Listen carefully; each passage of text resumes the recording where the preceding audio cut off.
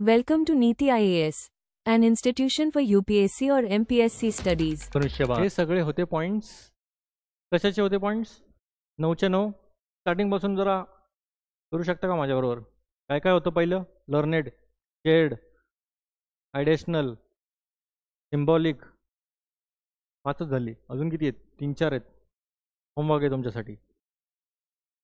संस्कृती आणि सभ्यता, त्यांची संकल्पना आणि वैशिष्ट्ये. ठीक आहे. Culture and civilisation concept and characteristics. आता बघितलं गेलं तर संस्कृती आणि सभ्यता या दोन संकल्पना अनेकदा एकत्र वापरल्या जातात, परंतु मानवशास्त्रात त्यांना भिन्न अर्थ आहे.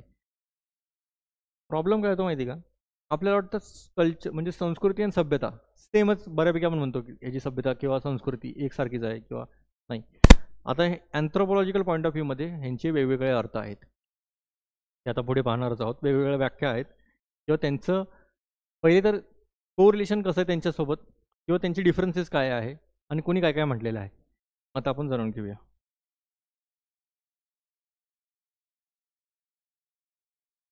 सगळ्यात अगोदर पाहूया आपण संकल्पना कशाची. सिव्हिलायझेशन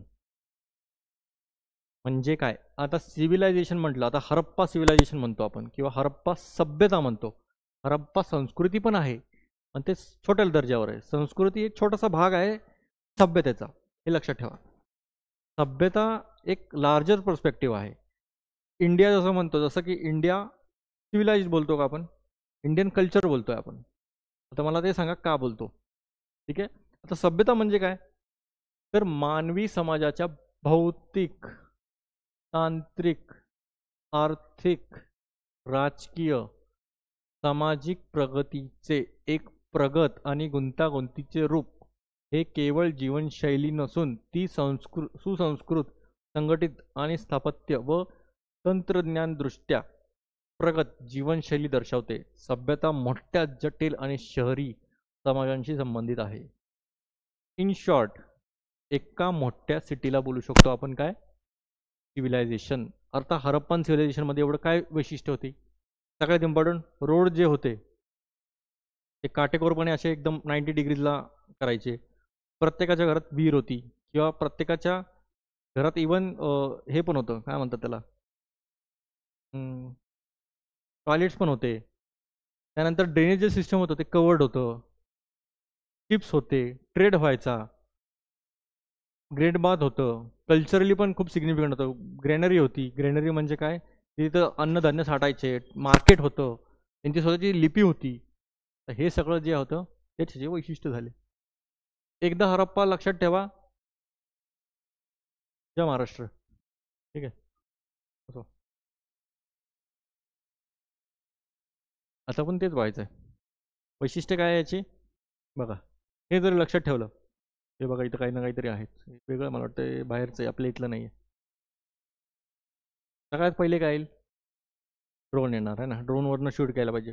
ड्रोन शूट गरजेचं आहे ना लग्नात. ड्रोनवरनं शूट नाही घेतलं तर काही लग्नच नाही मध्ये.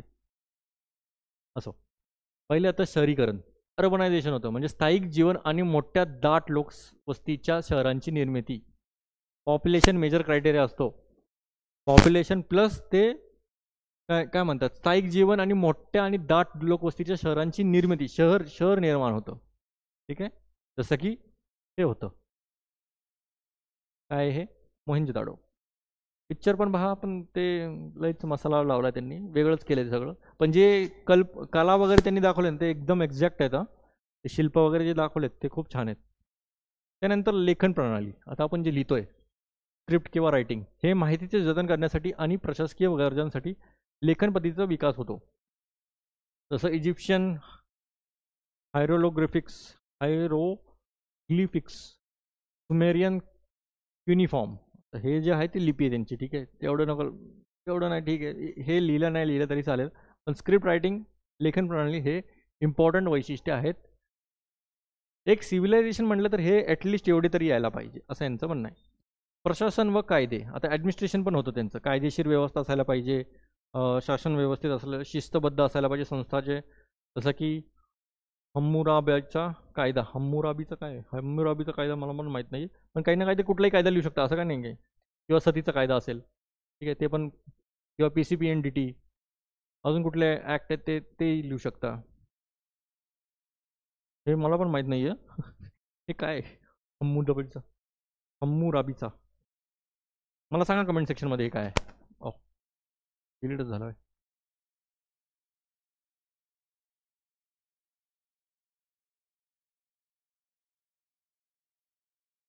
ठेवतो.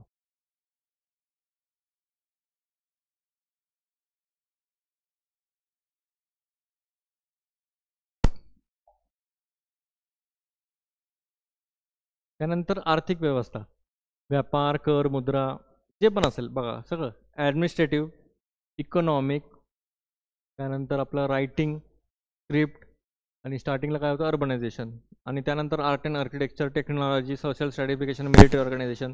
तर हे बऱ्यापैकी आपल्याला माहीत आहेत है ना. वैशिष्ट्य काय काय असतील हे तुम्ही बाकी कला आणि स्थापत्यामध्ये तर पाहू शकता, मंदिरे, स्मारक.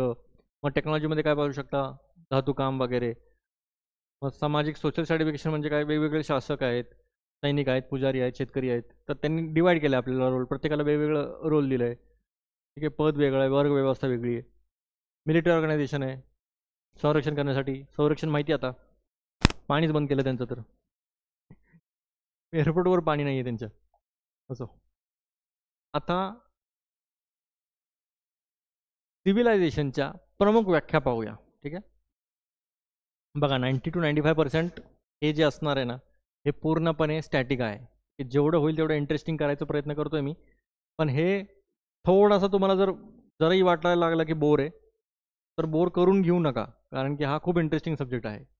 प्रमुख व्याख्या काय आहे ते पाहूया आता याची सिव्हिलायझेशनचे. आता सगळ्यात जे इम्पॉर्टंट जे आहेत स्टार्टिंगचे तरी म्हटलं, लुईस हेनरी मॉर्गन हे कोण आहेत.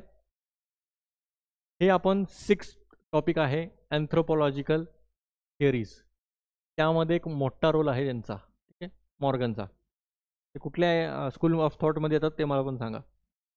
आता एच मॉर्गनने काय म्हटलंय, प्रस्ताव मांडला की सर्व मानवी समाज 3 भिन्न टप्प्यांमध्ये प्रगती करतात. स्टेजेस दिलेत त्यांनी की बाई 3 स्टेजेसमध्ये हे कुठलाही समाज असू दे असं असं प्रोग्रेस करतं. पहिलं येतं सॅवेजरी, दुसरं येतं बार्बेरिझम, तिसरं येतं सिव्हिलायझेशन. म्हणजे जर तुम्हाला सिव्हिलायझेशन व्हायचं असेल तर डायरेक्ट तुम्ही सिव्हिलायझेशनकडे जाऊ शकता. ठीक आहे, पहिले डायरेक्ट नाही जाणार तुम्ही, पहिले इथं जाणार, पहिली पायरी, मग दुसरी पायरी आणि तिसरी पायरी. आता मला तुम्ही सांगा असं गरजेचं आहे का. तर तेच हे झालंय. यांना काउंटर करण्यासाठी पण भरपूर आलेत, पण हे एक बेस्ट ठरवतं की बाबा अच्छा हे असा पण दृष्टिकोन होऊ शकतो, कारण की त्यांनी जे पाहिले तेच ते निष्कर्ष काढणार. पेन घेऊ, घेऊ. तर पहिला पाहूया अनागरिक अवस्था. आता हे जे आहेत हे समानार्थी शब्द आहेत सॅवेजरीचे. आता मला माहित नाही, आता हे जरा डिसेंट वाटते, बाकी रानटी, अमानुष, क्रूर ठीक आहे. पहिलेचे जसे मानव होते, म्हणजे सगळ्यात जुना टप्पा आहे हा, जेव्हा आदिमानव टाईपमध्ये होते, ज्यामध्ये काय व्हायचं, शिकार करणे, अन्न गोळा करणे, अव्यवस्थित टोळ्या आणि आग व धनुष्यबाणाचा शोध, म्हणजे एकदम पुरातन काळावाला पॅलेलिथिक टाईप एजमध्ये घासत बसलेली सॅवेजरी म्हणतात त्याला. ठीक आहे, किंवा अनागरिक व्यवस्था पण चालेल, हे छान वाटतंय मला यापेक्षा तरी. त्यानंतर बर्बरता किंवा अमानुषता, बार्बरिझम. आता यामध्ये काय झालं, तर जे रानटीपणा होता, कुणालाही मारा, कसंही करा, पाटन्स. ठीक आहे, पाटन्स पण बोलू शकतो आपण, बार्बरिझममध्ये येतं. पण आता ते जे शिफ्ट आहे ना, आता त्यातून शिफ्ट होऊन आता हे काय झाले, डोमेस्टिकेशन केलं. डोमेस्टिकेशन म्हणजे काय, की पहिले ते वस्त्या केल्या, हळूहळू वस्ती व्हायला लागली, हळूहळू शेती व्हायला लागली, हळूहळू वसाहती व्हायला लागल्या. हे झालं थोडंसं व्हायला लागलेलं, ह्याला म्हणतात बार्बरिझम. हा एक संक्रमणाचा टप्पा आहे, म्हणजे एक ट्रान्झिशन फेज आहे हा.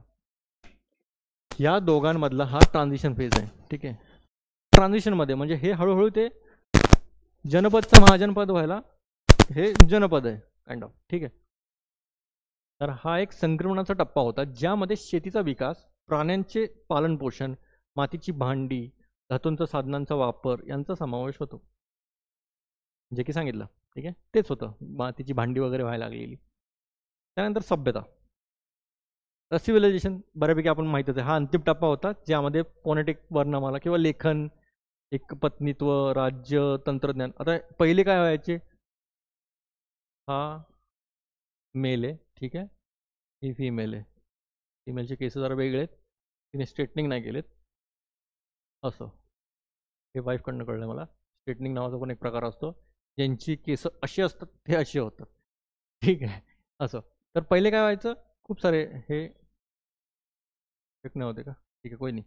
तर असे खूप असायचे, म्हणजे कुणाशीही काही होऊ शकलं असं समजून घ्या. आता मला काय म्हणायचं आहे, त्यानंतर डायरेक्ट इथं काय आलं, मग हळूहळू इथं 2-3 वर आले.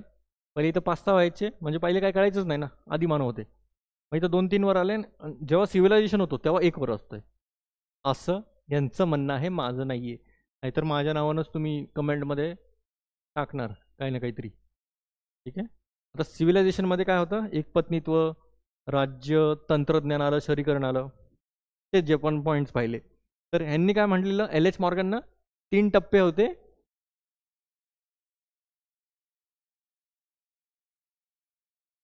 क्लिअर. त्यानंतर दुसरी व्याख्या पाहूया. हे आहे जॉन लुईस गिलिन आणि जॉन फिलिप गिलिन, म्हणून ह्यांना काय लिहिलंय, गिलिन आणि गिलिन, ठीक आहे. ते काय पोएम नाहीये हे नाव आहेत त्यांची, गिलिन आणि गिलिन. 1948 मध्ये यांनी सभ्यता हे संस्कृतीचे अधिक जटिल आणि विकसित स्वरूप आहे, जो प्रामुख्याने तिचे भौतिक आणि तांत्रिक पैलू तसेच त्यांच्यासोबत येणारी प्रगत सामाजिक संघटना यांचा समावेश करतो. म्हणजे यांनी सारांशच टाकला, सगळे जे वैशिष्ट्य होते ना तेच सारांश टाकलं यांनी. त्याचं सेल्फ एक्सप्लेनेटरी म्हणून काही जास्त सांगत नाही मी.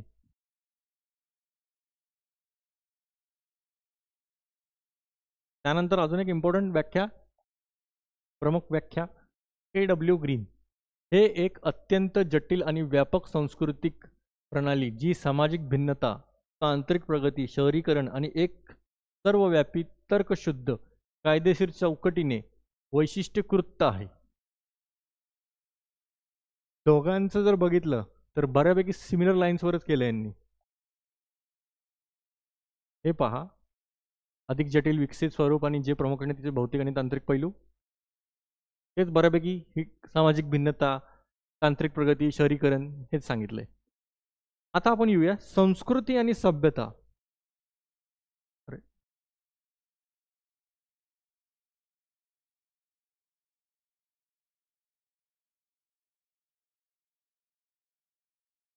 अरे परत चेंज झालं.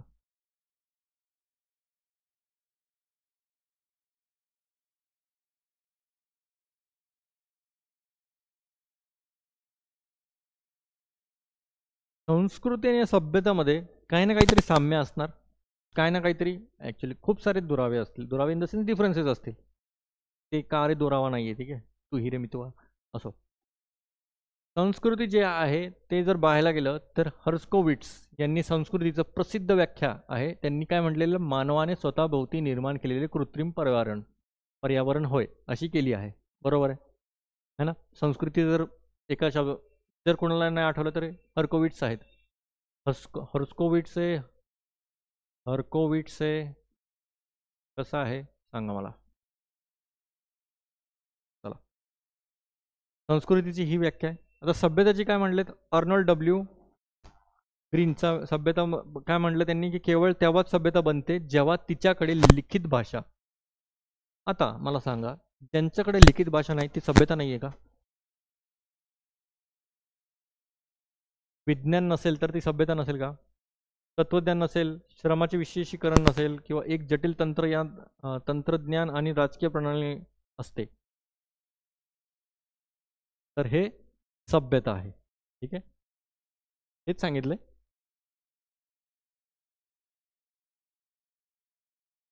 आता संबंध काय दोघांमध्ये ते पाहूया. आता 3 मेजर कोरिलेशन आहे यामध्ये.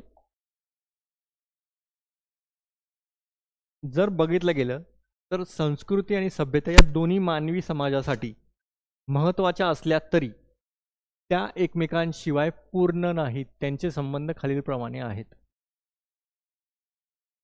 कल्चर आणि सिव्हिलायझेशन दोघंही एकमेकांवर डिपेंडंटच असतात. असं नाही बोलू शकत हे माझं कल्चर आणि हे माझं सिव्हिलायझेशन आहे. हे सिव्हिलायझेशनचा एक पार्टच असतो. ते आता तेच व्हायचं आपल्याला. सभ्यता संस्कृतीला आधार देते. आणि सभ्यता म्हणजे त्यात तंत्रज्ञान आलं, साधने आली, संस्था आली, जे संस्कृतीच्या वाढीसाठी आणि प्रसारासाठी आवश्यक असते. आता जी मी ओरल ट्रेडिशन सांगितली वेदांमध्ये, तेच मी माईक किंवा जे रेकॉर्डर आहे त्यामध्ये करून ठेवली किंवा यूट्यूबवर पण टाकली. ठीक आहे, यूट्यूबवर आहेत आपल्याकडे भरपूर व्हिडिओज, तर त्यावर टाकले तर ते प्रसार होणार नाही का? तर सभ्यता आणि संस्कृतीला प्रसार करण्यासाठी पण सभ्यतेची गरज लागते. सभ्यता काय, इन शॉर्ट ॲडव्हान्स व्हर्जन आहे संस्कृतीचा. ठीक आहे, भौतिक पाया देतात. जसं की उदाहरणार्थ जर लेखन कलेमुळे आपले ज्ञान आणि कला जतन करणे शक्य झाले. लिहायला वाचायला आले म्हणून तर आपल्याला ज्ञान भेटलं, ते प्रसार झाला म्हणून भेटलं आपल्याला. त्यानंतर संस्कृती सभ्यतेला अर्थ देते. कसं?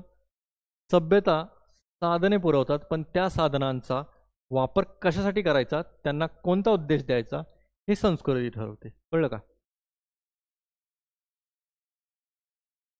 सभ्यता टूल्स प्रोव्हाइड करते की भाई घे ChatGPT घे तुला, किंवा अजून काय, हे फॉर्च्युनर गाडी घे. पण ते संस्कृती सांगणार की तुम्हाला जायचं कुठे, किती पेट्रोल टाकायचे, कशी गाडी चालवायची आहे, ते सगळं संस्कृती सांगणार. ठीक आहे, अर्थ देते ती. आता दोघेही एकमेकांना पुढे नेतात, हे तर आहेच. ठीक आहे, सभ्यता तर एक जरिया आहेच, पण संस्कृती पण सभ्यतेला पुढे देते. कसं? संस्कृतीतील बदल जसं की नवीन विचार सभ्यतेत नवीन शोध जसं की तंत्रज्ञान घडवतात, तसेच सभ्यतेतील प्रगती उदाहरणार्थ दळणवळण संस्कृतीला नवीन अभिव्यक्तीसाठी मार्ग मोकळा करून देतात. अशा प्रकारे ते दोघेही सतत एकमेकांवर प्रभाव टाकून विकसित होत राहतात. आता जर सांगायचं झालं तर जे विठ्ठलामध्ये आय गेस LED स्क्रीन वापरलीत है ना, तर ते एक बेस्ट एक्झाम्पल आहे की पहिले जी संस्कृती होती ते सभ्यतेचा प्लस पॉईंट घेऊन किंवा त्याचे सहारे घेऊन आपण पुढे नेतोय, वारी वगैरे जे पण असेल. ठीक आहे, वारकरींची. इथपर्यंत क्लिअर आहे संबंध कसा आहे, 3 पॉईंट्स. आता आपण पाहूया यांचे डिफरन्सेस काय काय आहेत. ठीक आहे, दोघांमध्ये काय प्रॉब्लेम आहेत, म्हणजे प्रॉब्लेम इन द सेन्स काय काय डिफरन्स येतात मग यामध्ये. बऱ्यापैकी आपल्याला आता तुम्हाला अंदाज आला असेल की आपण कुठे चाललोय आता.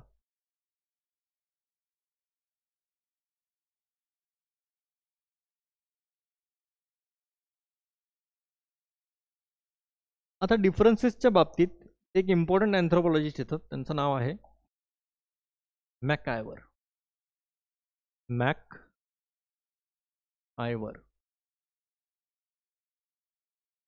तर यांनी काय केलंय, तर यांनी संस्कृती आणि जे सभ्यता आहे त्यामध्ये फरक केलाय. ठीक आहे, तर ते मेजर फरक कुठले कुठले आहेत, तर ते पूर्ण बारकाईने त्यांनी केलं. असं नाही की वरवर केलं, अच्छा यांच्याकडे टेक्नॉलॉजी नाही, हे यांच्याकडे हेच नाही, हे नाही, लेखनपद्धती नाही, हे नाही.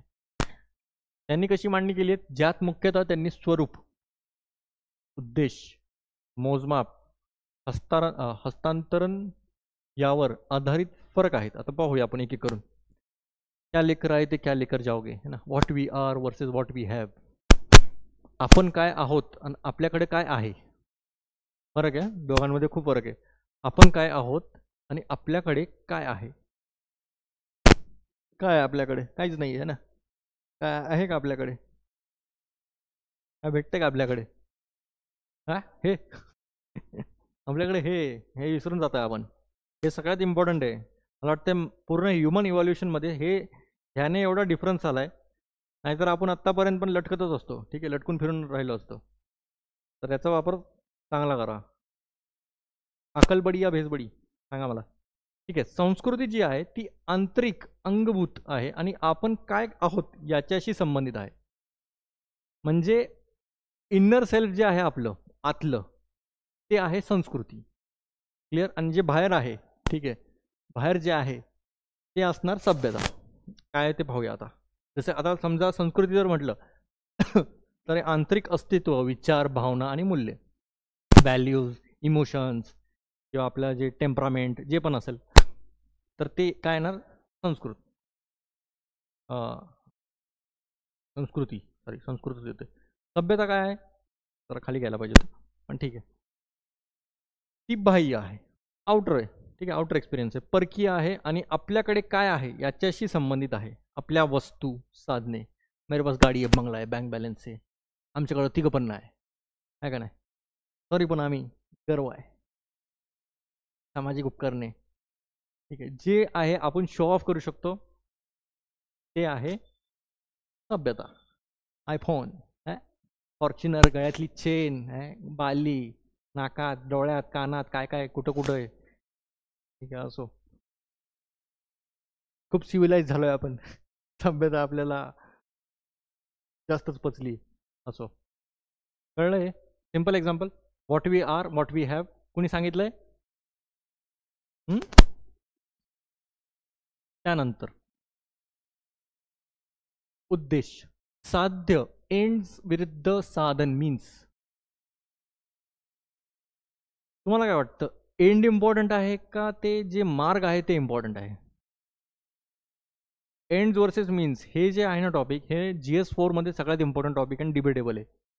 आता तुम्ही म्हणाल की एंड इम्पॉर्टंट आहे ना, एंड इम्पॉर्टंट आहे तर मग तुम्ही कसाही मार्ग निवडू शकतो एंडसाठी. समजा आपल्याला आता टॉप करायचं आहे या एक्झाममध्ये, UPSCच्या, MPSCचा छोटे मोठे एक्झाम हम देते नाही, ठीक आहे, UPSCमध्ये टॉप करायचं आहे तर व्हा मग पूजा खेडकर, ठीक आहे. ते झालं, मीन्स कसे वापरले, पण एंड तुम्हाला भेटलं ना, IS भेटलं ना बाई, अजून काय पाहिजे?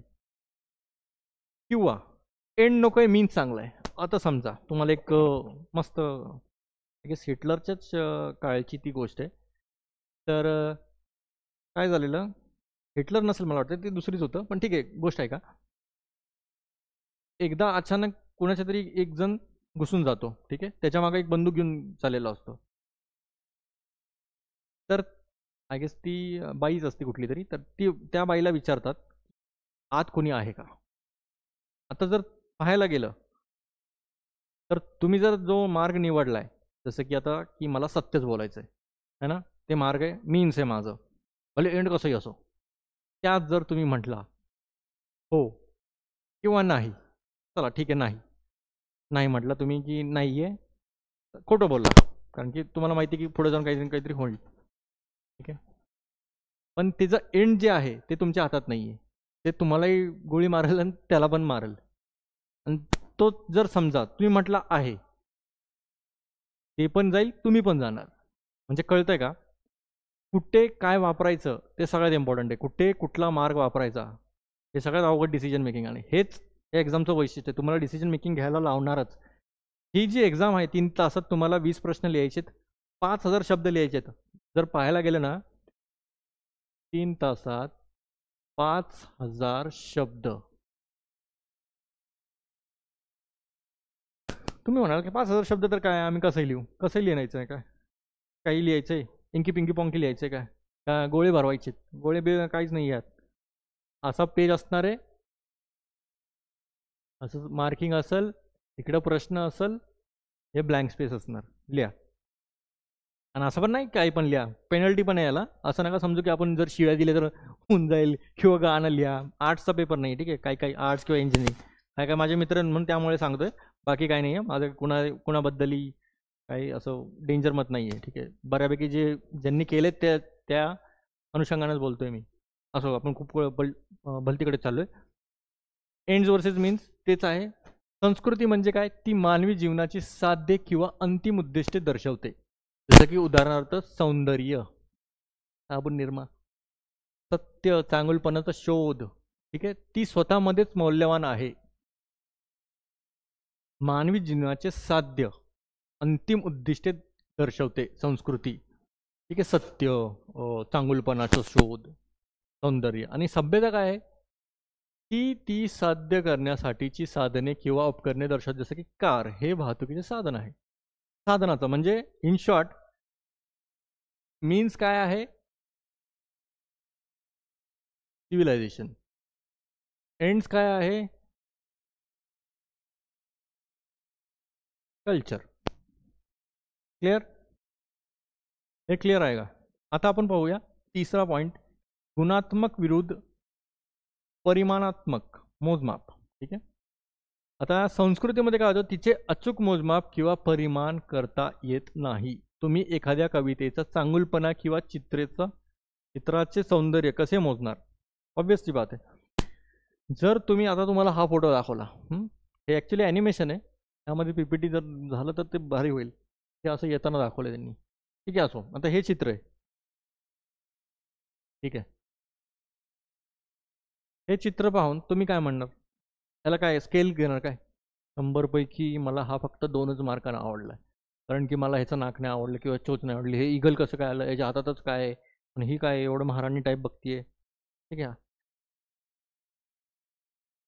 काही ह्याला मोजमाप करण्यासाठी काहीच नाहीये. ते काय आहे?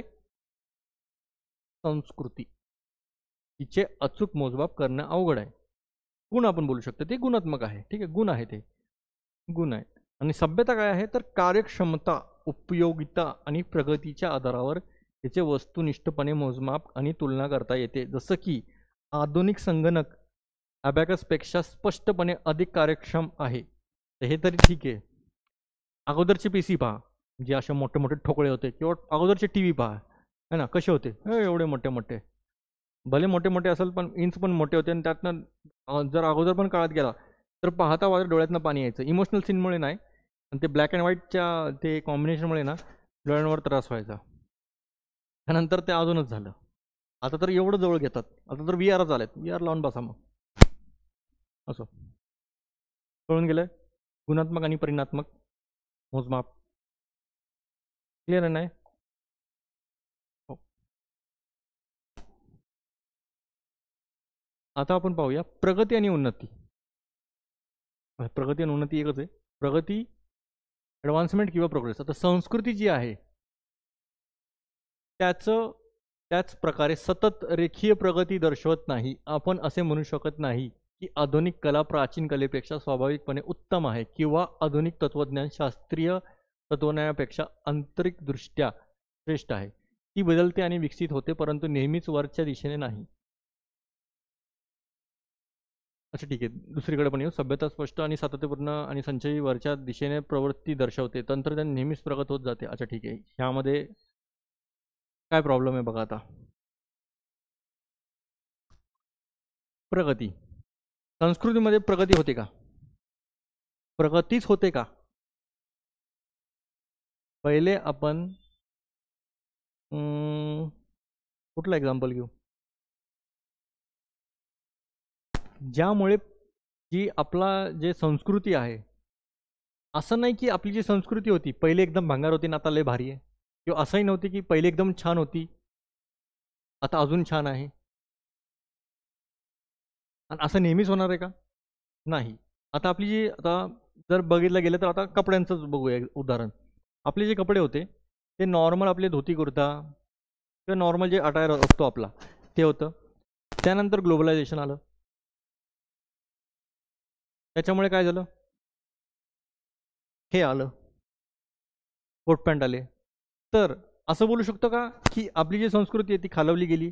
थोडंफार बोलू शकतो, ठीक आहे.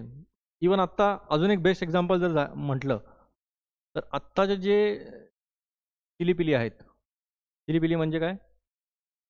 चिलीपिलीच छोटे मुलं जे पण आहेत त्यांचं वागणं पहा. आत्ताचं करंट सेटचं बोलतो मी, तुमच्याकडे आता असतीलच एक 5वी 6वीत. आणि तेच 90च्या जे दशकातले आहेत, 90 बोला किंवा 85च्या नंतरचे बोला, 85 to 90, ठीक आहे. 99च्या नंतरचे नकोच, ठीक आहे, मिनिमल्स नकोच. या गटातले बघा, जसं की मीच आहे असो. यामध्ये प्रॉब्लेम काय येतो तर माहिती? संस्कृतीचाच प्रभाव आहे, हे कुठं भटकत नाही आहे. हे खूप रागीट झालेत, है ना. त्यांच्या हातातनं मोबाईल काढून बघा तुम्ही फक्त 2 मिनटं, बघा तांडव कसं होतंय. थै थै थै थै थै सगळं घर डोक्यावर घेणार.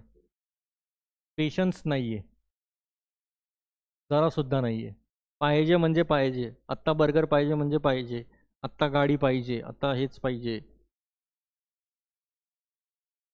शिस्त सगळ्यात इम्पॉर्टंट जरासुद्धा दिसत नाहीये मला तर. कसंही ओरडतात, कसंही बोलतात उद्धटपणे, कसंही काहीही चाललेलं असते. तेच कमबॅक टू 90s वाले. नुसतं एक शब्द बोललं भाई उलटा, उलट्या हातची अशी पडेल, इकडं जाऊन पडला. आणि जर रडला तर रडला का तरी पण मारतील. ठीक. तर आणि आत्ताच्या जर बघितलं तर जरा हात लावला तर मीडियामध्ये व्हायरल करेल, हे करेल, ते करेल. पण ठीक आहे, जास्त मारणं पण चांगल्याचं नाही आहे, पण थोडी तरी शिस्त पाहिजेच. ठीक आहे, कधी ना कधीतरी वस्त्र वापरायलाच पाहिजे, वस्त्रच म्हणतोय, शस्त्र वापरायलाच पाहिजे. ठीक आहे, असं इथपर्यंत क्लिअर आहे. पुढे होतो आपण प्रगती उन्नती. आता हस्तांतरण, ट्रान्समिशन आपण पहिले पाहिलेच. मुख्यतः समान विचारसरणी असलेल्या किंवा तिची कदर करण्याची क्षमता असलेल्यांकडून आत्मसात केली जाते. आणि कला किंवा धर्माची कदर करण्यासाठी तुम्हाला सौंदर्याची जाणीव आणि विशिष्ट मानसिकता असणे आवश्यक आहे. ती जबाबदारीस्थानी किंवा केवळ देऊन हस्तांतरित करता येत नाही. समान विचारसरणी असेल तरच ते पुढे जाईल, विरोधी असेल तर ते दाबणारच. तर पुष्यमित्र शुंग जे होते, शुंग माहिती आहे, शुंग डायनास्टी त्यांच्यामुळे झालं. तर हे काइंड ऑफ, मला वाटतं मी विसरलो आता, हे ब्राह्मणच होते. ठीक आहे, नथिंग अगेन्स्ट ब्राह्मण. यांनी काय केलं, आणि तेव्हा काळ होता एकदम बुद्धिझमचा एकदम पीकवर होतं, एकदम पीकवर चाललेलं. ठीक आहे, त्यानंतर त्यांना एवढा द्वेष आलेला, तर यांनी काय केलं, बऱ्यापैकी जे बौद्ध मूर्ती आहेत, बुद्ध मूर्त्यावाला भिक्षू होते, जे पण असतील, फुल तहस करून टाकले. आता असे जर असतील तर संस्कृती कुठं जाणार मला सांगा. जर समान विचारसरणी असेल तरच ते जातील ना. इथपर्यंत क्लिअर आहे. आणि सभ्यता काय आहे मग, सहजपणे आणि जास्त प्रयत्नाशिवाय हस्तांतरित केली जाऊ शकते. तुम्ही स्मार्टफोनचा गुंतागुंतीचा कार्यप्रणाली आणि न समजून घेता वापरू शकता, किंवा अभियंता नसतानाही कार चालू शकता. तिची उत्पादने व्यापकपणे उपलब्ध आहेत. आता बघा, किती पण कॉम्प्लिकेटेड असू दे तुम्ही वापरू शकता, मोबाईल फोन्स असू दे. आता यामध्ये कसं आहे, थोडंसं जरी धरलं, आता एखाद्या बाळाला तुम्ही जरी मोबाईल दिला तरी ते काही ना काहीतरी करत असतं. त्याला जरी सांगितलं हे असं उघडून दाखव तरी ते सांगल. ते व्यापकपणे शिकू शकतं, उपलब्ध आहेत, काय ना काहीतरी करू शकतो. ठीक आहे. आता कार चालवणं म्हणजे तुम्हाला इंजिनिअरिंगच यायला पाहिजे. ते इंजिन, पिस्टल आणि हे ते सगळं माहिती असते का? नाही. ते 3 ABC माहिती असेल, ॲक्सिलरेशन, ब्रेक, क्लच. आता तर ते पण नाही, क्लच पण नाही, नुसतं ॲक्सिलरेटर आणि ब्रेकच आहे. मजा आहे मग तर. ऑटोमॅटिक ट्रान्समिशन केलं आहे, कळलं, ट्रान्समिशन होत राहतं. ठीक आहे, विचारसरणी समान असायला पाहिजे.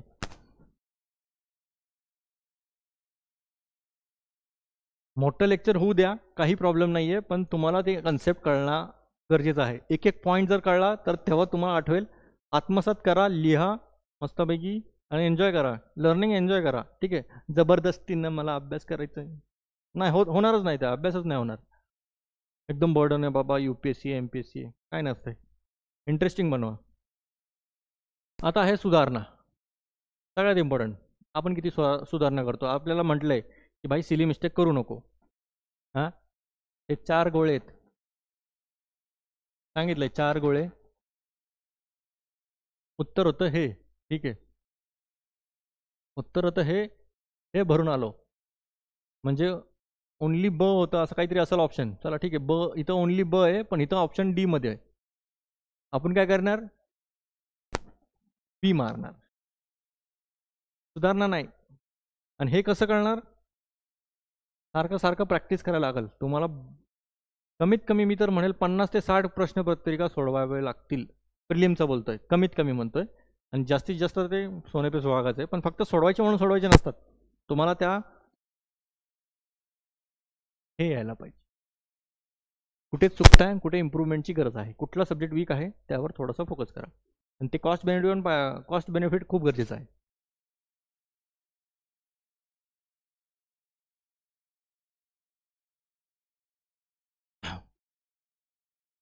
संस्कृती, महान कलाकार किंवा विचारवंतांच्या कलाकृतींमध्ये, जसं की शेक्सपियरची नाटके,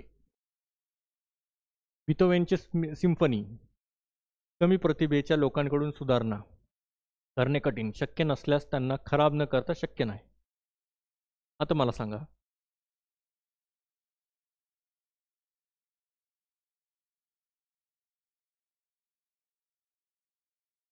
अच्छा ठीक आहे, ते आपण पाहूयाच. सभ्यता संशोधक किंवा अभियंत्यांच्या कामांमध्ये नंतरच्या पिढ्यांद्वारे, अगदी कमी मूळ प्रतिभेच्या लोकांद्वारेही सुधारणा केल्या जाऊ शकतात. हां, हे इथं पॉईंट आहे का त्याचं, ज्यामुळे वाढती प्रगती होते. इंजिनची इंधन कार्यक्षमता सुधारणे. अच्छा ठीक आहे. आता तुम्ही म्हणाल जे शेक्सपियर आहेत त्यांची नाटके किंवा जे डायग्रॅम्स आहेत किंवा अजून जे काय ते चांगलं नाव होतं मी विसरलो, ते चांगले चित्रकार कुठले होते ते, त्यांचे ड्रॉइंग्स काहीतरी लाखात जायच्या. छान नाव आहे, ठीक आहे, मला आता क्लिक होत नाहीये. आता तुम्ही त्यामध्ये काय सुधारणा करू शकणार? आता ही इमेज झाली आहे, ठीक आहे, ही इमेज झाली, आता त्यामध्ये काय सुधारणा करणार? तुम्ही फक्त जास्तीत जास्त नावं ठेवतील, है ना, नावं ठेवणार, हे बघा कसं आहे काय आहे. किंवा किंवा काही खराब न करता काही ना काहीतरी, काही शक्य नाही. तुम्ही बिना खराब करता तर ते चांगलं करूच नाही शकत. म्हणजे जी पहिले आहे ते आहे. म्हणजे ही काय झाली? संस्कृती. आणि सभ्यता म्हणजे काय? आता सभ्यतामध्ये काय येतं यात? इम्प्रूव्हमेंटची पॉईंट आहे, इम्प्रूव्हमेंट, सुधारणा. तर यामध्ये सुधारणा करू शकत नाही म्हणजे काय? संस्कृतीमध्ये जास्त सुधारणा करू नाही शकत. इन शॉर्ट, सभ्यतामध्ये करू शकतो का? करू शकतो, त्यामुळे तर सभ्यता आहे. इम्प्रूव्हमेंटमुळेच आपण इथपर्यंत आलोय, इथपर्यंत आलोय, इथपर्यंत आलोय, इथपर्यंत आलोय. आता तुम्ही जे पाहताय कॅमेरा, HD कॅमेरा, ते तर एकदम खतरनाक कॅमेरा आहे, वेगळी गोष्ट आहे ती. असो, तर कॅमेराचा पण कॅमेरा केवढा मोठा होता माहिती का? एवढा मोठा होता, एवढा इथपर्यंत होता, एवढा असा. आणि ते असं आत घालून ते असं बघायचं तो. आणि आता बाई एवढूस आलाय. त्यानंतर तो एवढूस पण आलाय, ते पण पाहिलेलं मी, एवढाच होता. आता तो पेनावर पण आलाय. आता हे काय आहे? हे आहे इम्प्रूव्हमेंट आहे. क्लिअर आहे? त्यानंतर उसनवारी, प्रसार, बॉरोएबिलिटी, डिफ्युजन. डिफ्युजन कन्सेप्ट इम्पॉर्टंट आहे. संस्कृतीमध्ये काय होतं माहिती का? अनेकदा उसनी घेतली जाते. उसनीवरून आठवलं असेल आपल्याला, मित्रांचे पैसे द्यायचे राहिले तुमचे, द्या द्या, लवकरच द्या, ठीक आहे. परंतु त्यासाठी महत्त्वपूर्ण अनुकूलन आणि आत्मसात करणे आवश्यक आहे. तिची मूळ मूल्ये आणि श्रद्धा खोल सामाजिक एकात्मिक करण्याशिवाय सहजपणे संपूर्णपणे हस्तांतरित होत नाहीत. डिफ्युजन म्हणजे हस्तांतरित होणे, ठीक आहे, प्रसार होणे काइंड ऑफ. किंवा आता बघा, त्याला एक काय म्हणतात, संस्कृतायझेशन म्हणतात, ठीक आहे, संस्कृतायझेशन. हे काय शब्द आहे? म्हणजे काय, जे लोअर क्लासचे पीपल आहेत, ठीक आहे, सो कॉल्ड लोअर क्लास, ते अप्पर क्लासला इमिटेट करतात. की बघा आम्ही अप्पर क्लासला इमिटेट करतोय, म्हणजे लोअरवाले अप्परला इमिटेट करतात, त्याला संस्कृतायझेशन म्हणतात. ते पेपर 2 मध्ये पाहणारच आहोत आपण. हेच आहे की बॉरेबिलिटी, आपण हे बॉरोच झालं ना, एका प्रकारे बॉरोच केलं यांनी, है ना. परंतु त्यासाठी महत्त्वपूर्ण अनुकरण, आता जे त्यांचे, आता समजा काहीतरी विधी वगैरे करत असतील तर ते पण विधी करणार, पण ह्यांची जी विधी असणार ती संस्कृतमध्ये असणार. तर ह्यांना संस्कृत किती येईल? तर ते बॉरोबिलिटी पण होऊ शकते, प्रसार पण होऊ शकतो संस्कृतीचा. आता सभ्यतामध्ये काय होतं? मूलभूत बदल किंवा नुकसानाशिवाय सहजपणे उसनी घेतली जाते आणि स्वीकारली जाते. यामध्ये उलटे, यामध्ये स्वीकारली जाणार का? ह्यांना चांगलं वाटेल का? काय वाटतं तुम्हाला? ह्यांना चांगलं नाही वाटणार. पण इकडे काय होणार? आता समजा एखादा देश परदेशी तंत्रज्ञान किंवा कायदेशीर प्रणाली सहजपणे स्वीकारू शकतो. आता आपल्याला वाटलं भाई हा माईक आहे, आम्हाला अमेरिकामधनं महाग पडतोय हा, तर आम्ही काय करणार? चायनामधनं घेणार.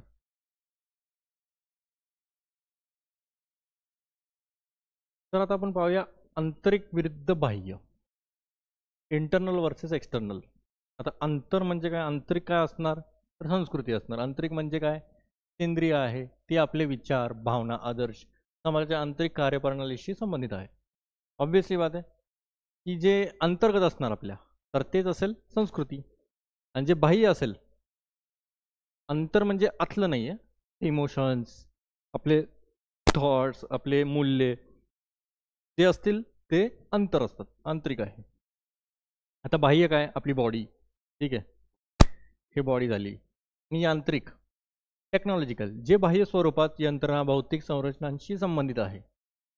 जे पण आपल्याला बाह्य दिसतंय सगळं, जे दिसतं ते खरं नसतं, म्हणून जग फसतं, ठीक आहे. तसंच होतं ते. जसं तुम्ही पुस्तकांचं कवर कसं असेल, त्याचे नोट्स कसे असतील त्याच्यावरनं ठरू नाही शकत. प्रॉब्लेम तिथं होतो, ठीक आहे. तुम्हाला वाटतं की बाहेरचा कवर लय छान आहे म्हणजे आतले नोट्स लय छान असतील, असू शकतात, नो डाऊट, पण सगळेच असतात का? नाही. All that glitters is not gold. असो. आता अवलंबित्व म्हणजे काय? डिपेंडन्स आहे. एकमेकांवर डिपेंडंट आहेत हे संस्कृती आणि सभ्यता. पण अत्यंत विकसित सभ्यतेशिवायही सध्या साध्या स्वरूपात अस्तित्वात असू शकते. आता मला सांगा, एक ट्राईब आहे, ठीक आहे, यामध्ये ते एकदम पूर्व आदिमानवचे जगतात आहे. जे खडक वगैरे आहेत, खडक घासून वगैरे आगीची अजून निर्मिती नाही झाली. आग आहे, चला आग पण मानून घेऊया. ते अजून मातीचे भांडणे वापरतात किंवा शिकार करतात, अजून गोळा करतात, या जंगलात फिरत असतात. तर पण हे अस्तित्व आहे का? समजा त्याच्या विपरीत एक दुसरी जमात होती, ते फुल ॲडव्हान्स झाले, तिथं बिल्डिंग बांधले, तिथं रोड झालेत, तिथं प्लेन उडतात आहे, तिथं फुल फॅक्टरीज आहेत, तिथं जॉब्स आहेत, तिथं IT वाले आहेत, तिथं इंजिनियर्स आहेत, सगळ्यांना जॉब आहेत, ठीक आहे. तर ती अस्तित्वात आहे का? आहे, ती पण आहे. म्हणजे सिव्हिलायझेशन ती पण आहे. पण यामध्ये जर संस्कृतीच नसेल तर सिव्हिलायझेशन पण होऊ नाही शकत. संस्कृती जे आहे हे पाया आहे, हे बेस आहे. बेसवरती सिव्हिलायझेशन होऊ शकतं. विदाउट कल्चर सिव्हिलायझेशन एक्झिस्ट होऊच नाही शकत. पण विदाउट सिव्हिलायझेशन कल्चर एक्झिस्ट होऊ शकतं. हे इम्पॉर्टंट पॉईंट आहे. तेच इथं डिपेंडन्सचं आहे, ठीक आहे. तेच म्हटलेलं आहे. उदाहरणार्थ आदिवासी समाजांमध्ये जटिल यंत्रणा किंवा मोठी शहरे नसतानाही समृद्ध संस्कृती असते. ऑब्विसली आहेत. भले कशी आग लागू दे पण आग तर लागते ना. भले लायटर असू दे, शिट आहेत ते फायर ब्रिगेडचं काय पण असू दे, ते असू दे. आता सभ्यतामध्ये काय आहे तर तिला निर्माण करण्यासाठी, तिला आणि टिकवून ठेवण्यासाठी काही अंतर्निहित सांस्कृतिक पाया, मूल्ये, ज्ञान, सहकार्य असल्याशिवाय ती अस्तित्वात राहू शकत नाही. विदाउट नॉलेज जर तुम्ही इथनं डायरेक्ट सिव्हिलाइजकडे यायचं म्हटलं, इथं चाकच नाही माहीत, इथं कशी गाडी होणार? इथं लिहायचं कसं माहीत नाही, इथं पेन कसं तयार होणार? तोच प्रॉब्लेम आहे. क्लिअर आहे? डिपेंडन्स.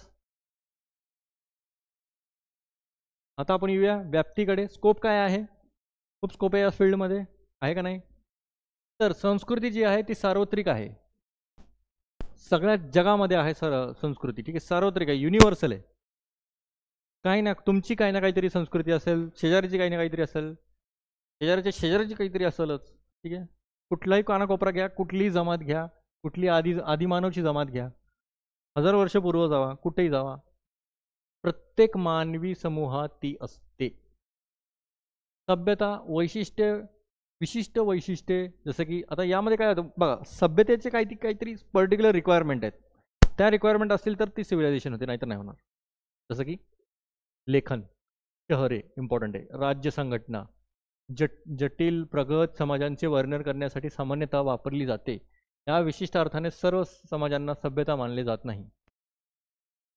हे सगळं असून पण सभ्यता होत नाही, काही ना काहीतरी मिसिंग राहतं. तेवढी सिव्हिलाइज्ड पाहिजे. पुणे सिव्हिलाइज्ड आहे का नाही मला सांगा? पुणे आहे का नाही? अजून आधी मानवच आहे आपण. मॅकायवरचा फरक. म्हणूनच सभ्यता जगण्यासाठीची साधने प्रदान करत असताना संस्कृती जीवनाचा अर्थ आणि समृद्धी प्रदान करते, हे अधोरेखित करतो. कन्क्लुजन आहे, बाकी काही नाही. क्लिअर आहे? आता एक इम्पॉर्टंट कॉन्सेप्टकडे येऊया आपण, एथनोसेंट्रिझम. ठीक आहे, दोन शब्द आहेत. एथनो जातीय किंवा वांशिक म्हणतात, हा लिहिले, वांशिक किंवा जातीय. केंद्रीकरण, केंद्राकडे जातात आहे, केंद्राकडे जातात आहे, म्हणजे नॅरो पर्स्पेक्टिव्ह आहे. एवढंच आहे मला, एवढंच माहिती आहे, बाकी माहीतच नाही मला. ॲक्च्युली बघितलं तर असंच पाहिजे, पण यामध्ये पण असं पाहिजे. ज्याला कळलं ते कळलं, नाही तर जाऊ दे, काय नाही. एथनोसेंट्रिझम काय? माझंच सर्व खरं.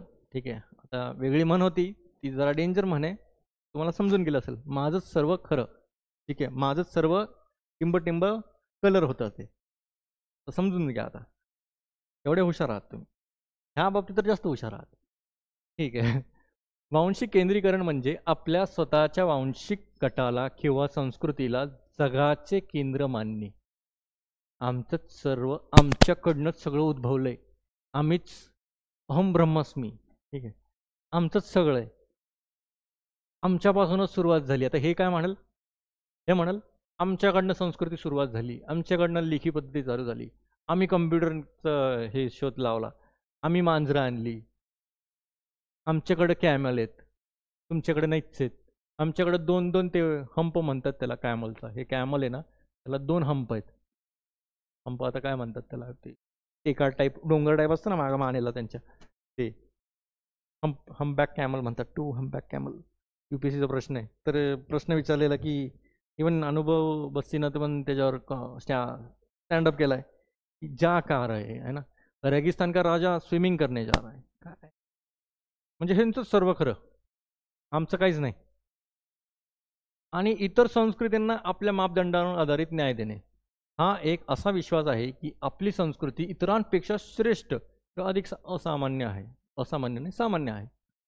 तर हे काय म्हणतात आहे, भाई माझी जी संस्कृती आहे, माझा जो पेहराव आहे सगळ्यात बेस्ट आहे. मेरी पॅन्ट भी, मेरा शर्ट भी,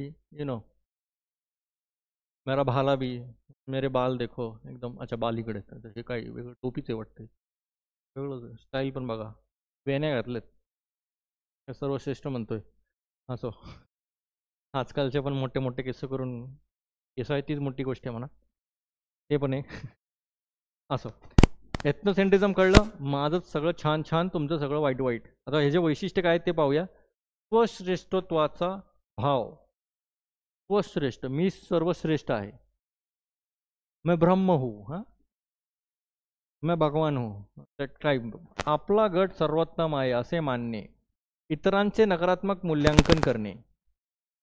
आता आपण पण करतो की हे बघ कसं करतंय, हे बघ कसं राहतंय, ह्याचं काय कसं व्हायचं याचं है ना, हे काय व्यवस्थित वागतच नाही आहे, कसंही वागतंय, मला काही कळतच नाही है ना. हा MPSC कसं काढणार, आणि जेव्हा रिझल्ट येतो ह्यानं स्टॉप केलेलं असते. दुसऱ्याच्या पेऱ्यावर, दुसऱ्याच्या कसं कोण वागतंय ते वेगळं असतंय. पर्सनॅलिटी खूप सारी बदलली जाऊ शकते, म्हणून लगेच जज नका करू कुणालाही, कुठल्याही क्षेत्रात असू द्या. भले तुम्ही पोरगी चॉईस करायला पण जाल ना, तर तुम्ही फक्त देखणी म्हणून करू नका. आता बघितले ना केसेस कसे आहेत, ड्रम आठवतोय का, ठीक आहे असो, ऑन द लाइटर नोट, ते त्या साईडला नका जाऊ. क्लिअर आहे. त्यानंतर इतरांचे नकारात्मक मूल्यांकन करतात. आमचं भारी आहे, तुमचं घाण आहे. ठीक आहे, तुमचं भारी आहे, ठेवा की तुमच्याकडं, दुसऱ्यांना नावं कशाला ठेवताय. हे दुसऱ्यांना नावं ठेवतात बसतात, बघा हे कसं चाललंय, व्यवस्थितच नाही ह्याचं, हे बघ शर्टच कसा घातलाय, केसच कसे आहेत, केस आहेत का तरी. काय मग आता दुसऱ्या संस्कृतींना कनिष्ठ किंवा चुकीचे ठरवणे. मग गट एकजुटता. आता हा एक ग्रुप आहे समजा UPSC करणारा, आणि हा एक ग्रुप आहे MPSC करणारा. ठीक आहे, हा काय म्हणाल, बघा आम्ही UPSC करतो, ठीक आहे चांगलं आहे, आम्हाला अभिमान आहे, हे बघा आम्हाला इंग्लिश येते, आम्ही बघा AC रूममध्ये बसतो, आम्ही 5 BHK 6 BHK मधनं घरांमधनं येतोय आम्ही, आमच्या बाहेर गाड्या आता फॉर्च्युनर आहे, BMW आहे. तुमच्याकडं काय आहे, काय आहे तुमच्याकडं, काहीच नाही तुमच्याकडं, झिरो आहे तुम्ही, झिरो. असं म्हटल्यावर मग हे चालणार का. भले एकाने प्री काढली नसेल, ठीक आहे, एकाने तशी तर काढणारच नाही, असं केलं तर अजून नाही काढणार, कारण की कर्मा असा हिट होतो ना, 10 पटीने त्यांनाच लागणार आहे. तो वेगळी गोष्ट आहे. पण त्यांचं काय होणार, एकजूट असणार ते गट UPSC वाले, आम्ही सगळे भाई भाई भाई नाही बोला, करणे का तो करणे का.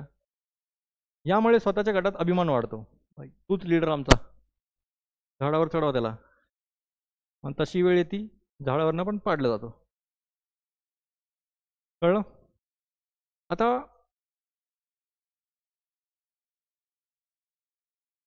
एवढं झूम बस का, बस झालं एवढं, अजून मला वाटतंय बास होईल, अजून मोठा करू,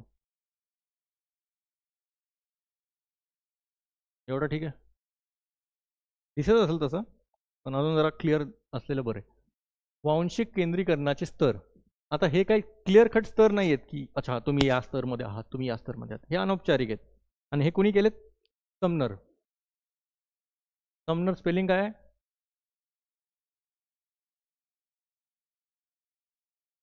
ठीक आहे.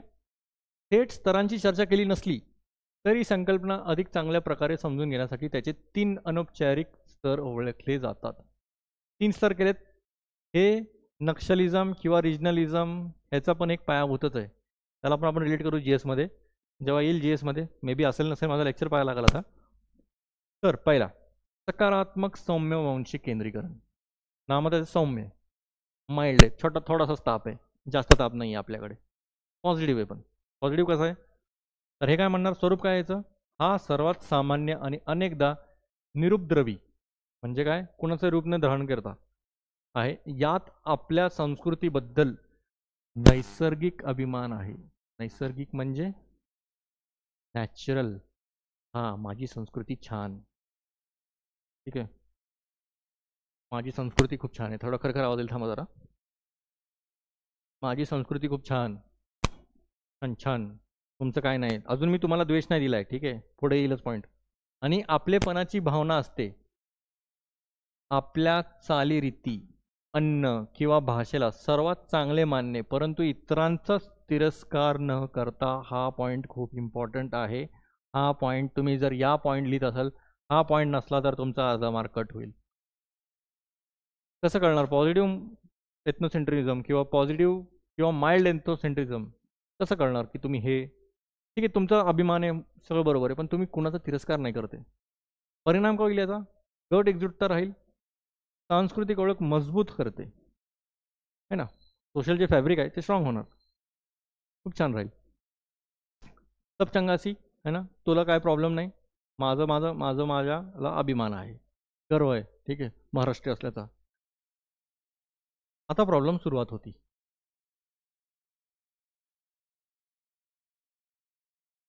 कशी काय प्रॉब्लेम सुरुवात होणार, ती होणार हितनं नेगेटिव्ह. काउंटर स्ट्राईक खेळलाय का, नेगेटिव्ह म्हणतो बघा. नेगेटिव्ह म्हणजे काय, आता नो येस काय कळणार नाही ना, नो म्हटल्यावर कसा आवाज येईल, एकतर इकडं फायरिंग चालली आहे, नो कसा म्हणणार ना, नो नाही म्हणत, ते नेगेटिव्ह म्हणतात. आणि नेगेटिव्ह म्हणजे सुरुवात झाली आता स्ट्रॉंग एथनोसेंट्रिझमची, म्हणजे काय, नकारात्मक किंवा तीव्र आंशिक केंद्रीकरण सुरू झाले. आता स्वरूप काय आहे, या स्तरावर आपल्या संस्कृतीबद्दलची पसंती इतर संस्कृतीच्या सक्रिय निवड्यामध्ये आणि त्याजतेमध्ये बदलते. यात इतर संस्कृतींना चुकीच्या, अनागरिक किंवा खनिष्ठ मानले जाते. पहिली स्टेज काय होती, माझं बरोबर आहे, माझं छान छान आहे. दुसरी स्टेज काय आहे, तुझं घाण आहे, माझं छान आहे पण तुझं घाण आहे, असं आहे. कारण त्या आपल्या गटाच्या नियमांपासून वेगळ्या असतात. आम्ही विरुद्ध ते, अशी स्पष्ट मानसिकता असते. आम्ही विरुद्धच असणार, भले तुझं चांगलं जरी असलं तरी पण आम्ही तुझं म्हणणार तुझं घाणच आहे. खूप लोक असे असतात बघा, आपले रिलेटिव्ह पण असतील काही काही, किती पण चांगलं केलं, किती पण चांगलं करू दे, हे असंच झालंय, अजून हेच आहे, अजून लग्नच व्हायचं आहे, अजून नोकरी नाही त्याला, कसं व्हायचं है ना, कधी होणार, नुसतं नावं ठेवायला तयार असतात. हे येतात नेगेटिव्ह एथनोसेंट्रिझममध्ये. क्लिअर आहे. परिणाम काय होतो मग, गैरसमज, पूर्वग्रह, सांस्कृतिक असंवेदनशीलता आणि सामाजिक अंतर वाढते. अशा बाबतीत काय करायचं मग आपण, दुरी बनाए रखे, संयम रखे, त्यांना उत्तर न द्यायचं. पहिली गोष्ट, कोणी पण तुमची टीका. आणि अजून एक, जास्त बोबाटा नका करू, मी UPSC करतो आणि मी MPSC करतो, काय नाही करत म्हणायचं. काहीतरी कुठला तरी कोर्स सांगायचा, किंवा असं काहीतरी गळ्यात असे मडके बिडके घालायची, कवट्या घालायच्या, फिरायचं त्यांच्यासमोर, ठीक आहे, मुद्दाहून फिरायचं तसं, पण सांगायचं नाही. जर तुम्ही हे सांगितलं ना, मी हे करतो किंवा मी हे करतो, तुमचं आयुष्य जगत्या जगी नरक होईल. कारण की जेव्हा तुमचे 1-2 प्री नाही निघाले ना, एवढा बॉदरेशन आणि एवढा प्रेशर येतो ना, मग ते हँडल करायला तयार राहा. म्हणून कुणाला न सांगता आपला गोल निश्चित ठेवा, फोकस ठेवा, होऊन जात आहे. आणि ह्याच्यापासून तर लय सावधान राहा. आणि असं पण स्वतः नका होऊ, दुसऱ्यांना सांगताय तुम्ही, स्वतः नका होऊ, नाहीतर स्वतः कोरडे पाषाण. आता पाहूया. अच्छा, परत हेच झालं, डबल झाली slide. Last stage, last slide नाही, स्टेज आहे. अत्यंत हिंसक बाउंशिक केंद्रीकरण, एक्स्ट्रीम किंवा व्हायलेंट एथनोसेंट्रिझम. शेवटची स्टेज आली आता. आता मी द्वेष पण नाही करत आहे, त्याच्या पुढची स्टेप करतोय. आता काय करतोय, हा सर्वात धोकादायक स्तर आहे, जिथे वांशिक केंद्रीकरण इतर गटांविरुद्ध सक्रिय भेदभाव असतो, आक्रमकता किंवा हिंसेला न्याय देण्यासाठी वापरले जाते. डायरेक्ट हिंसाच, आता मी उठून मारणार तुला, तो असं कसा बोलला माझ्या कल्चरबद्दल, ठीक आहे, माझ्या शर्टबद्दल, माझ्या हेअरस्टाईलबद्दल, हां, असं कसं बोलू शकतो तू, माझी हेअरस्टाईल गेली इकडं, असो. मग वंशवाद वाढतो, परदेशी जे लोकांबद्दलची घृणा येते. आता परदेशी तर आपले पण असतात, पण आपण बघा, जे पण आता हे इंडिया आहे, आता ह्याच्यावर कसं येईल मला कळत नाही.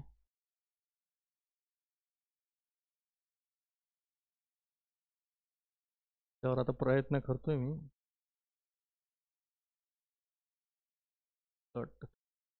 असो, हा इंडिया आहे. इथला व्यक्ती जरी इथं आला किंवा इथला व्यक्ती इथं आला किंवा इथला व्यक्ती इथं आला, आपण कसं वागणूक देतो बघितलं असेल आपण, एस्पेशली या रिजनमध्ये. तुम्हाला कळत असेल मी कुठला म्हणतो. तर लोकांबद्दलची घृणा तुम्ही जरा असा टाळावाच. आता जे पण हे असे ऐकत असतील तर मला नाही वाटत हे करत असतील, पण जर तुम्हाला जर उद्भवलं की बाबा हे जास्तच करायला लागलाय, तर तुम्ही सांगा त्यांना, ठीक आहे. धार्मिक असहिष्णुता आणि वांशिक शुद्धीकरण यांसारख्या गंभीर समस्यांना एक खत पाणी घालते. ऑब्विस आहे ना, अनस्टेबिलिटी वाढणार, वादविवाद जास्त वाढणार, कुठे ना कुठेतरी वाद होणार, दंगे होणार. खूप सारे दंगे होत राहतात त्यामुळे. आता याचा परिणाम काय? गंभीर सामाजिक अन्याय, मानवाधिकार उल्लंघन, मॉब लिंचिंग होतं. मॉब लिंचिंग म्हणजे काय?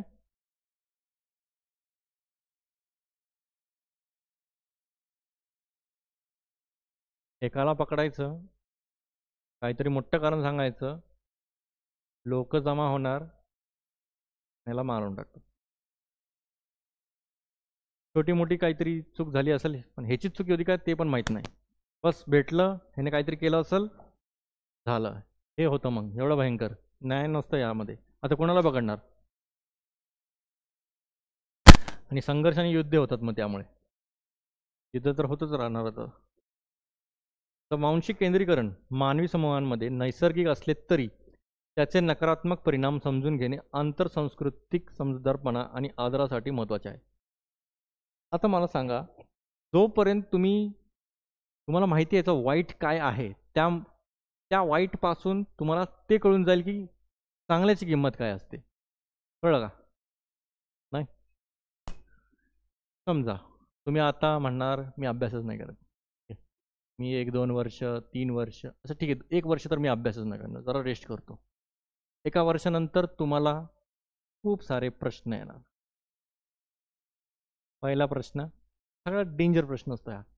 पूर्ण ॲस्परंट म्हणजे जे पण आपला वर्ग आहे विद्यार्थ्यांचा किंवा ॲस्परंटचा, सगळ्यात भयंकर प्रश्न आहे. काय असेल? सगळ्यात भयंकर प्रश्न. लग्न वग्न तर ते छोटे. हे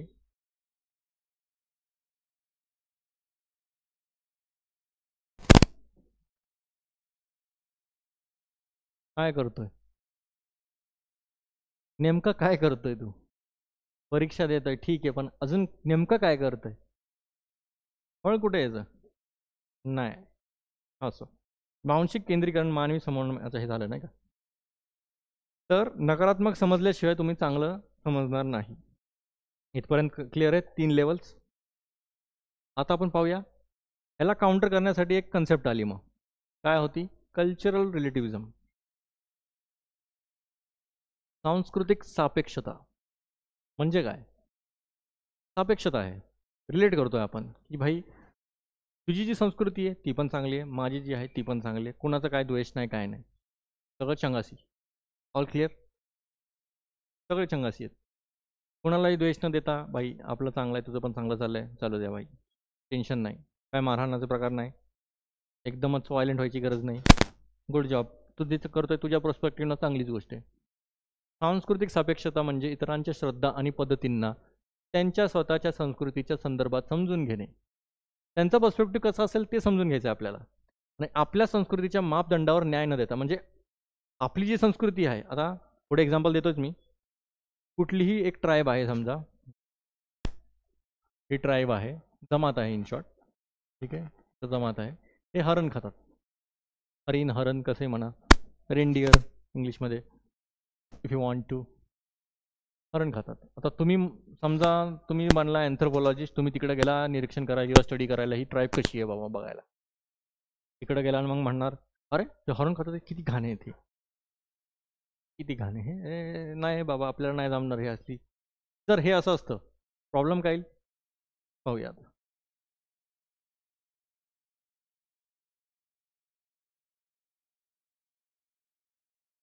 अच्छा इथं सांगू का, इथं सांगतो जाऊ दे. पहिलं तर होतीलच पण आता एक्झाम्पल जातो. प्रॉब्लेम होईल ते हरणच का खातात हा प्रश्न तुम्हाला येणारच नाही. तुम्ही पहिलेच तुम्ही कन्क्लूड केलंय की बाबा हे घाण आहे, हे घाण आहे म्हटल्यावर तुम्ही पुढे कशाला जाणार, प्रश्नच येत नाही ना.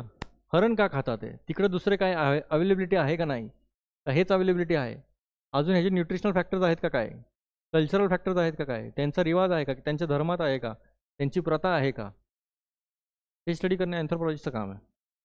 डायरेक्ट म्हणणं चिची ची मग. आता त्याचे पैलू पाहू, प्रमुख पैलू आहे त्याचे. आता काय सगळ्यात इम्पॉर्टंट आतमधून समजून घेणे. आता आतमधून काय, आतमधून नाही आहे ते सांस्कृतिक पद्धती आणि श्रद्धांना त्या लोकांच्या दृष्टिकोनातून म्हणजे त्यांच्या दृष्टिकोनातून कसं असेल हे समजणं इम्पॉर्टंट आहे. आणि त्यांच्या विशिष्ट सांस्कृतिक संदर्भात समजून घेणे हे मुख्य ध्येय आहे. त्यांचा दृष्टिकोन इम्पॉर्टंट आहे, म्हणजे दृष्टिकोन इम्पॉर्टंट आहे. यामध्ये कीवर्ड काय आहे, लोकांच्या दृष्टिकोनातून, आतमधून समजून घेणे किंवा लोकांचे दृष्टिकोन. दृष्टिकोन जरी लिहिलं तरी चालेल, ठीक आहे. त्यानंतर कोणतेही निरपेक्ष मापदंड नाहीत, समान आहे बाई. सार्वत्रिक नैतिक सत्यांचा किंवा जीवनाचा एकच सर्वोत्तम मार्ग आहे असं नाहीये, ठीक आहे. वर्धात युक्तिवाद करते. आता बघा आपल्याकडे एकच ऑप्शन नसतो कधी पण, लक्षात ठेवा.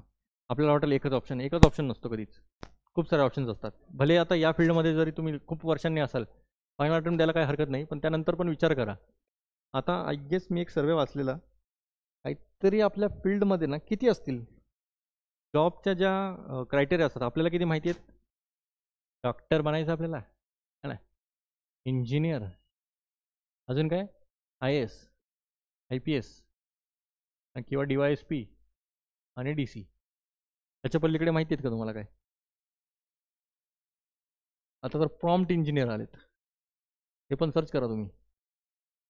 प्रॉम्प्ट इंजिनियर म्हणजे काय, हे जे चॅट GPT वगैरे आहेत ना, तुम्ही जे टाईप करता त्याला कमांड देता त्याला प्रॉम्प्ट म्हणतात. तर ते प्रॉम्प्ट किती चांगल्या पद्धतीने तुम्ही देताय त्याच्यावर ते हायर करतात. ते आता त्या IT ने तर हे AI ने तर सगळं मार्केटच खाल्लंय. AI पण खतरनाक आहे इनोव्हेशन, ते आपण पाहूया सभ्यतेने त्यामध्ये. क्लिअर आहे. तर हे सर्वोत्तम मार्ग आहे का, नाही. एकच सर्वोत्तम मार्ग आहे का, नाही. निरपेक्ष आपण हे करतात. त्यानंतर जातीय केंद्राला आव्हान देतं. हे पण जे पण म्हणत होते माझंच सगळं, हमच है, हम ही ब्रह्म हूँ, नाही काही. आव्हान आहे त्यांना की बाई सापेक्षता मोठ्या प्रमाणात जातीय केंद्राला प्रतिसाद म्हणून उदयास आली, आणि ज्यामुळे आता बघा प्रॉब्लेम काय झाला माहिती का, जेव्हा एथनोसेंट्रिझम आलं ना त्याला ह्याला काउंटर करण्यासाठी काही ना काहीतरी पाहिजे होतं, कारण की हे खूपच उडायला लागलेले. ह्याला काउंटर करण्यासाठी ही व्याख्या आली, ठीक आहे. आणि दुसऱ्या संस्कृतीचा आपल्या संस्कृतीच्या आधारावर न्याय करण्याला प्रवृत्त करते. पद्धतीशास्त्रीय साधन आहे हे. मानवशास्त्रज्ञांसाठी हा अनेकदा एक महत्त्वाचा पद्धतीशास्त्रीय असतो. याचा अर्थ संशोधकांनी इतर संस्कृती अचूक निरीक्षण आणि वर्णन करण्यासाठी स्वतःचे पूर्वग्रह बाजूला ठेवले पाहिजेत. आता बघा प्रॉब्लेम काय होता यामध्ये. आता तुम्ही इथं निरीक्षण करायला गेलेला त्या ट्राईबमध्ये हरण खाणाऱ्या, तुम्ही काय म्हणला चिची आहे ना, तर तुम्ही काय पहिले पूर्वग्रहच केलं. पहिलेच तुमच्याकडे माइंडमध्ये हे होतं की हे घाण आहे ना, म्हणजे की हरण खातात हे कसं होणार हे. तर हे पूर्वग्रह जे होतं ना हे सगळं बाजूला ठेवायचं आणि इथं पाहायचं की काय प्रॉब्लेम आहे. आता तेच एक्झाम्पल पाहूया. आता हे वेगळं एक्झाम्पल आहे जरा. ते हरण म्हणतोय, हे तर वेगळंच काहीतरी खातं. ते काय खातं ते पाहूया. आता खाण्याच्या वेगवेगळ्या सवयींचा विचार करा. काही संस्कृतींमध्ये कीटक खाणे, आता कीटक माहिती असेल, मी सांगत नाही ते, तर तुम्ही तिथं चिची कराल, सामान्य आणि स्वादिष्ट मानले जाते. तर इतरांमध्ये ते घृणास्पद मानले जाऊ शकते. एक सांस्कृतिक सापेक्षतावादी व्यक्ती हे समजून घेईल की त्यांच्या स्वतःच्या सांस्कृतिक दृष्टिकोनातून जिथे कीटक सामान्यतः अन्न म्हणून खाल्ले जात नाहीत, कीटक खाणे चुकीचे किंवा विचित्र मानणे हे जातीय केंद्र असेल, त्याऐवजी ते त्या संस्कृतीत कीटक का खाल्ले जातात हे इम्पॉर्टंट प्रश्न येतो. हे समजून घेण्याचा प्रयत्न करतील. उदाहरणार्थ, पौष्टिक मूल्य आहेत का, परंपरा आहे का, उपलब्धता आहे का. आता हे सांगितलं त्यांनी, जे मी सांगितलं तेच आहे, जास्त काय आता मी एक्सप्लेन नाही करत. ठीक आहे. तर हे कीटक खाणे चुकीचे किंवा विचित्र जर आपण म्हणायला लागलो तर आपण कुठे गेलो, एथनोसेंट्रिझमकडे. म्हणजे पहिलं माइल्ड पण नाही, सेकंड स्ट्रॉंगमध्ये येतो है ना. व्हायलेंटमध्ये कधी येणार, तर उठून मारायला गेलो त्यांना, ते व्हायलेंटमध्ये येईल. तर आपण तिथं नाही जायचं आपल्याला. क्लिअर आहे. का इम्पॉर्टंट होतं हे, का खातात, आहे का नाही अवेलेबिलिटी, त्याच्यावर असते. आता याच्यावर जरा टीका करूया आपण. काय टीका करायची, कुणावर टीका करतोय आपण, कुणाला वाटतंय. हे आहे कशावर, कल्चरल रेटिझम. तर आता जेव्हा पण लक्षात ठेवा, तुम्ही आता पॉईंट लिहिले चांगले पॉझिटिव्ह पॉईंट्स, कल्चरल रेटिझमचे 5 पॉईंट लिहिले. त्यानंतर तुम्हाला आता नेगेटिव्ह पॉईंट्स लिहायचे याचे. तर तुम्ही ट्रान्झिशन कसं करणार, डायरेक्ट म्हणणार का, असं लिहू शकता नेगेटिव्ह किंवा जे पण टीका आहे ते बॉक्स वगैरे करून. ते आन्सर रायटिंग प्रॅक्टिसमध्ये आपण करणारच आहोत. सहिष्णुता आणि समजूतदारपणाला प्रोत्साहन देत असतानाही, बघा आता लाईन कशी कनेक्ट करतोय. पॉझिटिव्ह लिहिलं आहे आपण, तर नेगेटिव्ह लिहायचं. सांस्कृतिक सापेक्षतेला अनेक टीकांचा सामना करावा लागतो, किंवा अनेक टीका आहेत, किंवा असंही लिहू शकता की याच्या काहीतरी ड्रॉबॅक्स आहेत. तर ते मराठीत लिहा. आता आपण घेऊ रेडच, ठीक आहे. नैतिक सापेक्षता. समीक्षक असा युक्तिवाद करतात की जर हे अत्यंत टोकापर्यंत नेले, आता प्रॉब्लेम काय होतो माहिती का, तुम्ही म्हणताय की त्यांचं जे कल्चर आहे ते बरोबर आहे, जे करतात ते चांगल्यासाठीच करतात त्यांच्या, पण एका टोकापर्यंत जर जात असेल तर ते किती डेंजरस होईल. उदाहरणं पाहूयाच आपण आता. तर ते नैतिक सापेक्षतेकडे जातात, म्हणजे मॉरल रिलेटिव्हिझम. म्हणजे त्यांना जे चांगलं वाटेल तेच करतील ते. मग ते कुठली स्तरापर्यंत जाऊ शकतात ते बघू. जिथे कोणतीही प्रथा कितीही हानिकारक असली तरी, जसे की महिला जननेंद्रिय विकृतीकरण, गुलामी, नरसंहार, सांस्कृतिक कारणांवर आधारित योग्य ठरवली जाऊ शकते का. काय वाटतं, तुम्ही संस्कृती म्हणून हे सगळं चाललं असेल तर चालेल का. कारण की ह्युमन राईट्सचं व्हायोलेशन होईल. आणि यावरच UPSCनं प्रश्न विचारलेला, कल्चरल रिलेटिव्हिझम अँड ह्युमन राईट्स. पहा पहिली स्लाईड, मग कळेल तुम्हाला. पहिले कधी पण लक्षात ठेवा, पहिले सिलेबस पहा. कुठलाही GSचा अभ्यास करा, कुठलाही अभ्यास करा, सिलेबस पहा, वाचून काढा, आत्मसात करा. घोटत पूर्ण आत्मसात असं नसमध्ये यायला पाहिजे, असं असू दे जास्त होते. त्यानंतर PYQs पहा. PYQs का, तर आपल्याला कळून जातं किती डेप्थमध्ये वाचायचं आहे, का वरवरच वाचायचं आहे, का किती डेप्थमध्ये जायला पाहिजे आणि कसं असायला पाहिजे, सगळं हे इथून कळून जातं. त्यानंतर अजून एक स्टेप येते जे कोणी नाही सांगत, टॉपरच्या कॉपीज पहा. त्यांनी आन्सर लिहिलंय कसं, किती छान पद्धतीने त्यांनी प्रेझेंट केलंय. ठीक आहे, प्रेझेंटेशन इज द की. यामध्ये तुमच्याकडे नॉलेज बऱ्यापैकी सगळ्यांबरोबर सेमच असते माहिती का, थोडंफार एक 19-20 का रहेगा अंतर, त्यापेक्षा जास्त नसणार.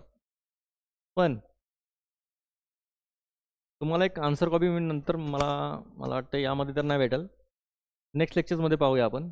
एक टॉपरची आन्सर कॉपी एवढी मला आवडलेली ना, म्हणजे सारखं मी वाचतच राहायचो, पण तसं काही जमलंच नाही. एवढं छान लिहिलंय, मला वाटतं ते मी 10 तास जरी बसलो ना तरी पण ते एवढं चांगलं नाही लिहिणार त्यांनी. ते I guess all India rank 6 येते, मी नाव विसरतोय.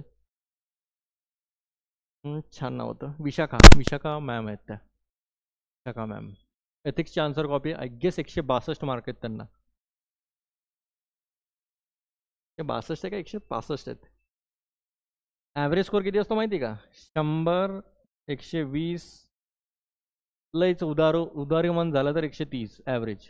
लय उदारू म्हणजे हाय टॉप क्लास झालं हे, एवढं नसतंय. कुठल्या तरी वर्षी त्यांनी जास्तच दिलेले. पण ह्यांची जर आन्सर कॉपी पाहिला ना तर 160 पण त्यांना कमीच आहेत, कारण की त्यांची आन्सर कॉपी पाहिला ना अब ढूंढते रह जाओगे, चुका कुठं काढायचे तेच कळत नव्हतं. असो. आणि आता नैतिक सापेक्षता झालं, मॉरलिटिझम, हक्कांच्या उल्लंघनावर टीका करणे अशक्य होते. मग प्रॉब्लेम तिथंच होतं की मानवी हक्कांवर तुम्ही टीका कसं करणार जर तुम्ही म्हणला की संस्कृती चांगली आहे. सामाजिक प्रगती थांबवते. ग्रोथ कशी होणार जर कापाकापी चालली आहे, ग्रोथ कशी होणार तिथं जास्त लक्ष जाईल, ते प्रॉब्लेमॅटिक होऊन जाईल. जर सर्व सांस्कृतिक पद्धती समानपणे वैध असतील तर सामाजिक सुधारणा किंवा नैतिक सुधारणेसाठी स्वतःच्या संस्कृतीवर टीका करणे समस्या प्रधान बनते. समस्या येईल. मग आकृतिशीलता, यामुळे मानवी हक्कांचं उल्लंघन करणाऱ्या प्रथांसमोर निष्क्रियता येऊ लागते. आता निष्क्रियच होणार ना, काय करणार तुम्ही. आता तुम्ही म्हणला की माझी संस्कृतीच अशी आहे, हमने तो हत्यारी छोड़ दिए, फिर ॲक्शन ले. स्वीकृती याचा अर्थ नाही हे लक्षात घेणे महत्त्वाचे आहे की सांस्कृतिक सापेक्षतेचा अर्थ असा नाही की एखाद्याने सर्व सांस्कृतिक पद्धती स्वीकारल्याच पाहिजेत किंवा त्यांनी मान्य केलेच पाहिजे, तर त्यांना त्यांच्या संदर्भात समजून घेतले पाहिजे. हे पण एक चांगला पॉईंट आहे की सगळंच मान्य नाही आम्हाला. तुमची संस्कृती ठीक आहे, मान्य सगळं ठीक आहे, पण एका टोकापर्यंत आम्ही अमान्य करणार. ठीक आहे. सांस्कृतिक सापेक्षता ही आंतरसांस्कृतिक समजूतदारपणा वाढवण्यासाठी आणि अंतर्निहित पूर्वग्रहांना आव्हान देण्यासाठी एक जटिल पण महत्त्वपूर्ण संकल्पना आहे. ठीक आहे, महत्त्वपूर्ण संकल्पना आहे. दुसरी बाजू मांडता यायला पाहिजे. दुसरी बाजू मांडता यायला मला वाटतं तुम्हाला सांगितलं, मला मे बी तुम्हाला सांगितलं असेल, पण ठीक आहे असो. आता आपण पाहूया फरक काय दोघांमध्ये. बऱ्यापैकी तेच आहेत पॉईंट्स, दिसते ना.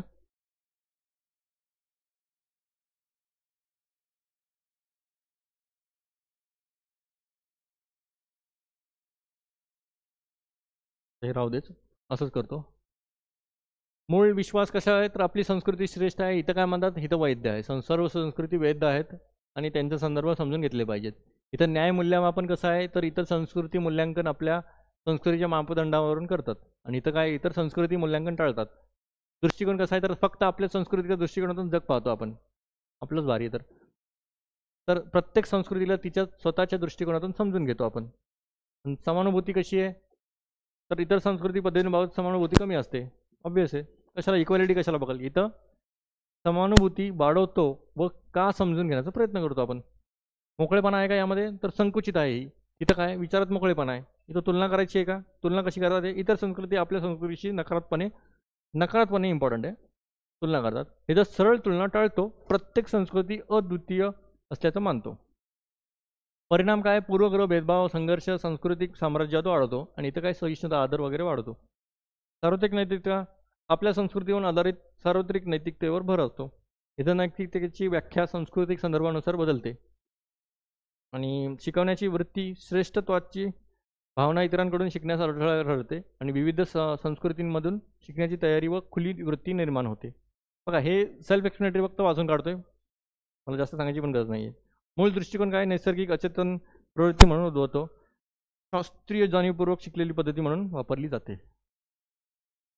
तर तुम्हाला लेक्चर कसं वाटलं तुम्हाला सांगा आता. ठीक आहे, बऱ्यापैकी मी पूर्ण प्रयत्न केला आहे की हे चांगल्या पद्धतीने तुम्हाला समजावं. जेवढं होईल तेवढं इंटरेस्टिंग पद्धतीने मी मांडण्याचा प्रयत्न केला आहे. तर मला कळवा कमेंट सेक्शनमध्ये. चला मग भेटूया लवकरच. जय महाराष्ट्र, जय हिंद.